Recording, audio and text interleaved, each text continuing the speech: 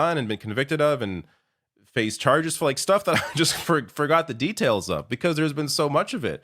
Whereas if it's been like another, politician, that would have been what they're known for. But he has like 100 of those stories that there's so much that it is so easy for people to feel like F this, I don't want to pay attention, I don't want to get involved, I don't want to do anything, whatever. But you can't. That's exactly what they want you to do. That's why he has been effective. That's why Republicans have been effective. They have disarmed people by the amount of garbage they have put out there, making it so tough to even want to engage with it. One of the few ways you have to engage in a democracy, to have some impact on the world around you, is through voting. That isn't to say it's the only thing or the most important thing, even. I think when it comes to actual progress, that's done through grassroots movements, and we've seen that throughout the years, throughout the decades, be it the power of unions and the sorts of policies they got pushed forward through collective action.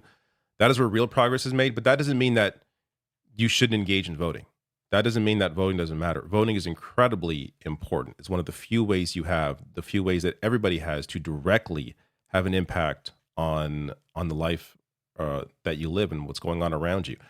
So even if you feel like I do, as someone who covers it, exhausted by politics, exhausted by the news, don't let that stop you from, at the very least, ensuring you vote. And understanding as well that voting is a tool. Just because you vote for, say, well, hopefully in this case, you vote for Kamala Harris, just because you vote doesn't mean that you're agreeing with everything that she does or everything that she's done or everything that she said. It is simply a tool in a democracy where you have two choices that are going to win. That's the reality of it.